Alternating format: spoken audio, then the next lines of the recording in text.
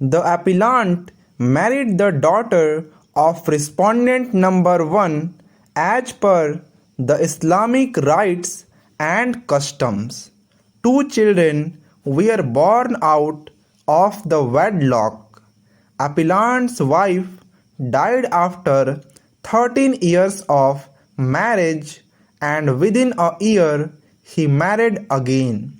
Respondent number 1 maternal grandfather, respondent numbers 2, 3 and 4 maternal aunt and uncles of the minor children, girl aged 13 years and boy aged 5 years, initiated proceedings under section 7, 9 and 17 of the Guardian and Wards Act 1890 for appointment as guardians. They also filed application under section 12 of the Act praying for interim protection of the persons and properties of the minor children, and also for an injunction restraining the appellant from interfering or disturbing the custody of the minor children. Family court passed an interim order restraining the appellant from interfering with the custody of the children with the respondent. Appellant challenged the order. Family court set aside the said order of injunction. High Court set aside the said order and passed certain directions. Hence, the present appeal was made by the appellant in this court.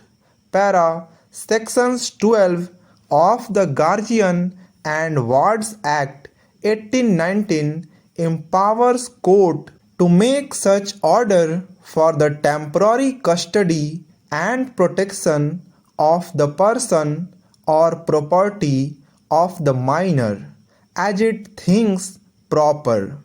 In matters of custody, welfare of the children is the sole and single yardstick by which the court shall assess the comparative welfare of the children is the sole and single yardstick by which the court shall assess the comparative merit of the parties contesting for custody.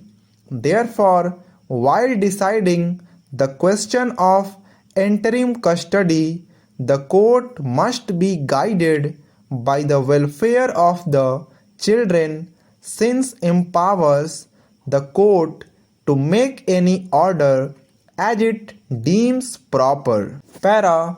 With regard to guardianship, the prima facie case lies in favor of the father as under section 19 of the Act, unless the father is not fit to be a guardian. The court has no jurisdiction to appoint another guardian. Respondents, despite the voluminous allegations leveled against the appellant, have not been able to prove that he is not fit to take care of the minor children, nor has the family court or the high court found him so. However, the question of custody is different from the question of guardianship.